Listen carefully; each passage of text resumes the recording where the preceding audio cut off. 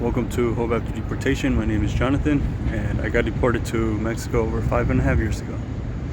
And on today's video, we are in TJ. I don't know if y'all remember, I was here a couple days ago, or whenever I post this video, I was just here like a couple days ago. And my destination is right over there where those, right there where like those yellow looking buildings are at. That's where I gotta go. I gotta make my way over to Rocky. It shouldn't take me too long.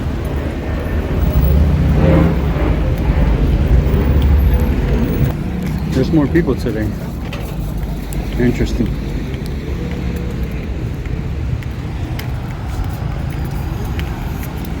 Oh, today's Friday morning, so that probably is why there's more action going on.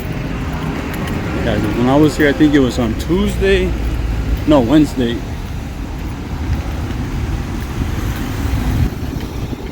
Yeah, so there's a lot more people today since it's Friday morning, 10:09.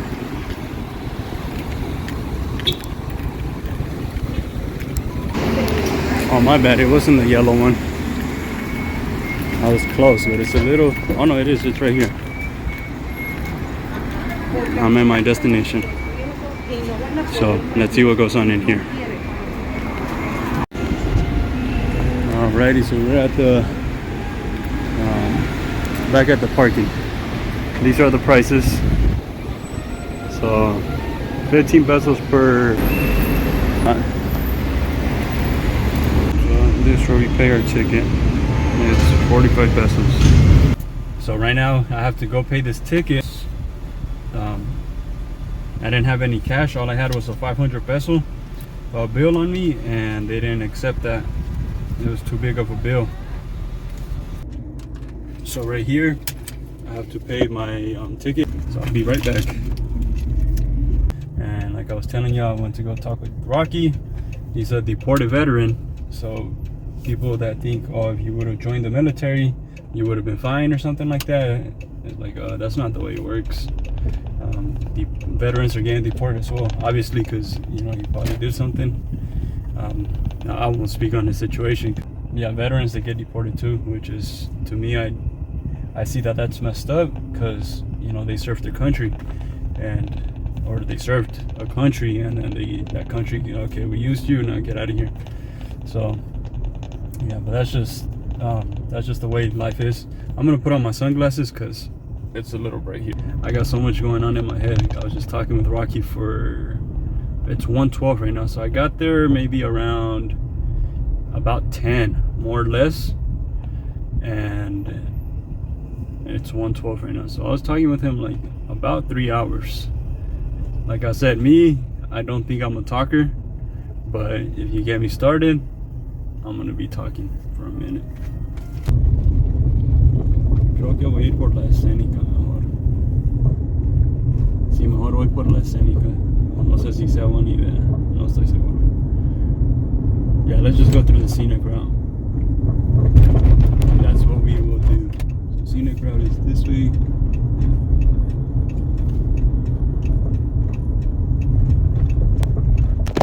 I don't know if we showed y'all that before, but that's the canal. We've gone there with the church to go, they have a feeding ministry, and they feed the people that live there at the canal. A lot of people live there, so yeah, it's crazy. It's crazy how people live there and all of that. I'm sure I've shared this in my other videos, but one of the times we went to go feed the people there, there was a man about my age. Maybe he could have been older, I'm not sure, but I remember seeing him, and he looked just like me. Well, not just like me, but he came from the lifestyle that I grew up in, and I was just, it saddened me to see him there. And then I was thankful as well to God that that I didn't go down that route, that he, by his grace, he kept me from having to live that lifestyle. So yeah, it was an interesting experience to see all of that. But just grateful, where I'm at with life right now. I'm grateful that I've been saved by God's grace, and yeah, it's just I'm blessed. I'm sure I'm beyond blessed, and I even recognize, and I do recognize a lot. Like, don't get me wrong. Like, I don't take things for granted, because like I've seen that man's life that he's living in that canal, and other people that there's other areas here in TJ that it's crazy that people live there, yeah, so where I'm at with life right now, I'm just so grateful and thankful for sure. And I hope one day God opens the door where I can help those people.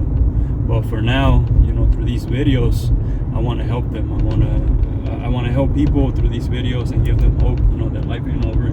Don't give up. Sometimes people, I think, they get into a mentality where they just give up because they think they're probably so depressed. And I know where that feeling is, like being depressed and just being in a country you don't want to be in and being forced to be there. I think that's what makes it hard. And I'm speaking from my personal experience right now. Like, I'm not just speaking thinking this is what it is, but yeah, I didn't want to be here. I was just like, man, what am I doing here? Yeah, it was just so many things going through my mind, so much negativity. About 3 years ago, my first 3 years in Mexico was crazy things that were going through my head. But all that to say that, yeah, don't give up on life. Keep going, and keep working like that. Stay busy. I had a blessed time talking with Rocky.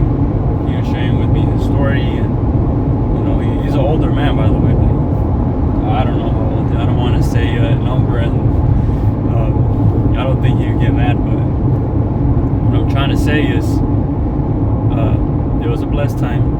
I had a blessed conversation with him. He was sharing with me his story and everything that followed up to his deportation and stuff. And yeah, it's crazy, and it made me think, like, if I could share his story. Well, he shares his story on my channel, and I upload it, but I still don't know how to go all about it, what would be the proper questions and all of that, but I'll figure it out. And then it doesn't have to be specifically him, there's other people that I know that I can share the stories, or have them share their story with you guys, because it's interesting hearing people's stories and their perspectives and all that. We all think differently, and yeah, praise God for that. It'd be a crazy world if we were all like robots and thought the same way. Maybe it might be a little more peaceful, I guess, but life would be more dull and stuff. So I don't know if y'all can see all that fog, but it's foggy today. I don't have my mic on me, so hopefully it's not too loud. You know what? So with that being said, I'll see y'all later.